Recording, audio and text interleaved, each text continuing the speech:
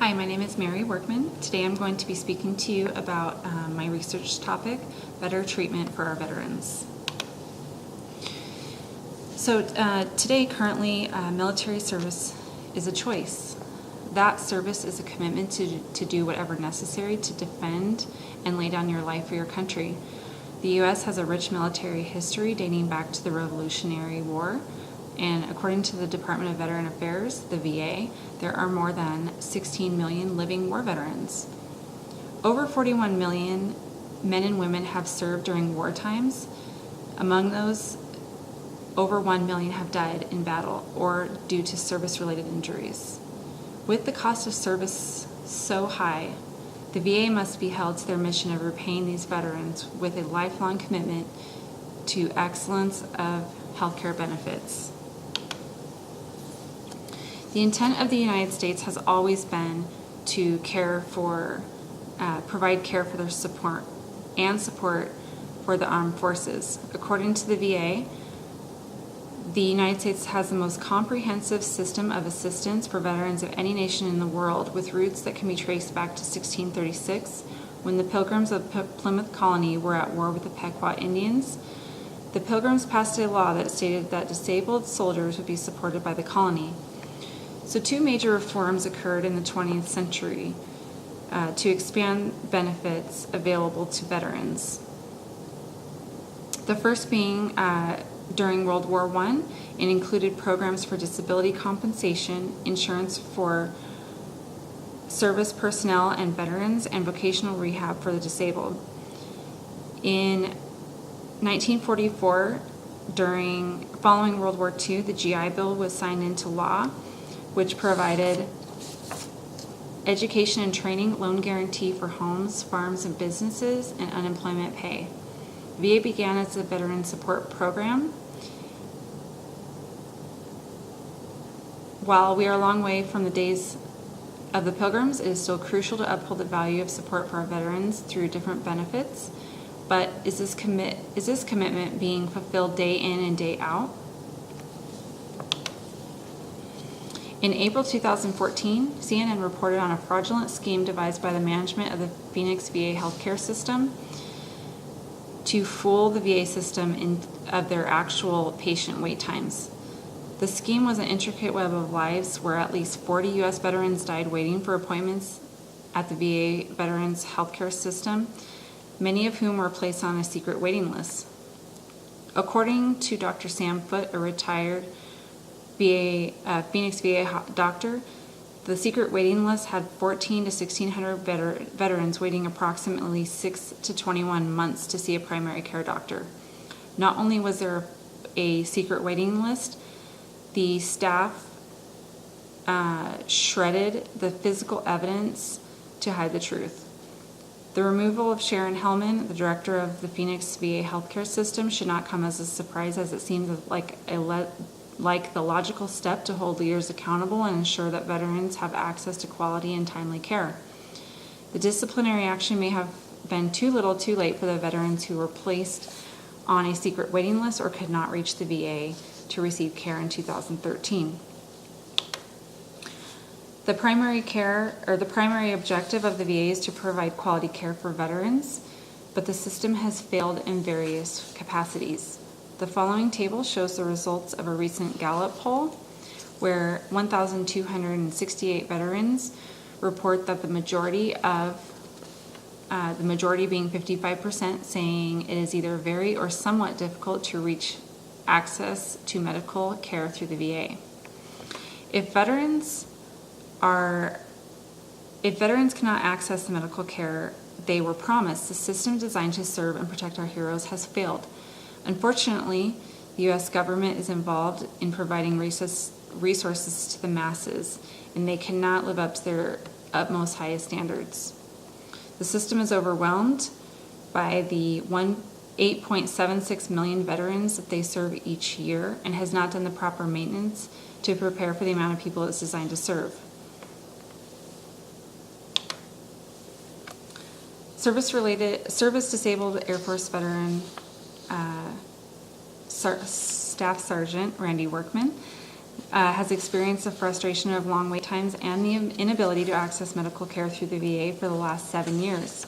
Since moving to Colorado, he has attempted to make an appointment through the VA 8 times. Of those 8 times, he has been successful 3 times, and that was only because he left a message for the VA and a representative called him back to schedule an appointment. According to Randy, there has not been one time that he called to make an appointment for an annual physical and reached a live person. So, is free healthcare worth such a frustrating experience? It is not for Randy, and he opts to use the healthcare plan purchased through employer because he can actually access the medical care that he needs.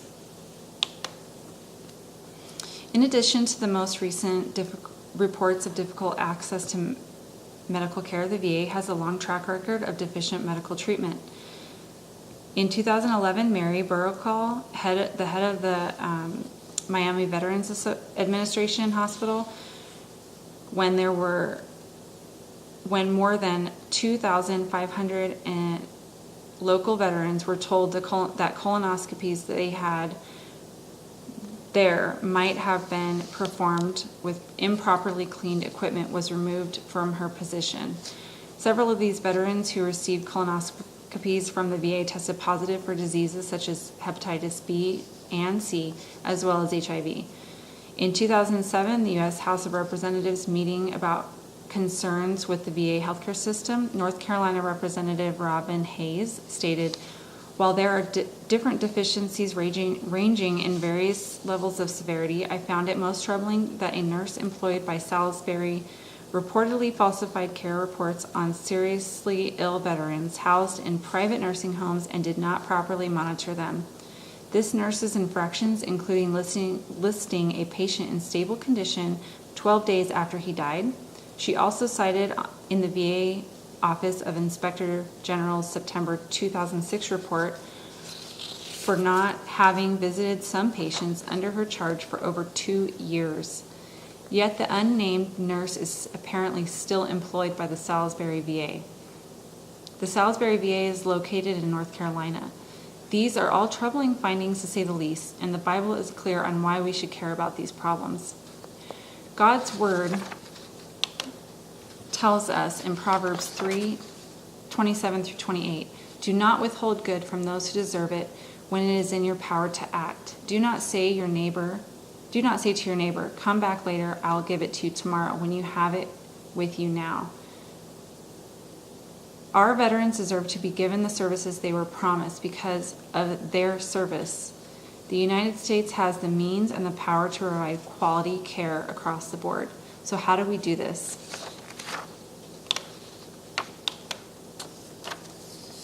It begins with leadership. The leadership within the VA needs to be strengthened, held accountable, and willing to stand up at all costs to fulfill their mission. Colin Powell asserts, "Leadership is solving problems. The day soldiers stop bringing you their problems is the day you have stopped leading them. They have either lost their confidence in you or that you can help, or concluded that you do not care. Either case is a failure of leadership." With leadership focused on seeking and addressing the problems, the VA can then move forward. In addressing the problems, they will need to listen to their employees and veterans and take suggestions from the people who are dealing with them on a daily basis. Each facility should have an accountability team to ensure work is being done to fix the problem, and employees who do not meet the mark should be let go to make room for medical professionals devoted to quality care.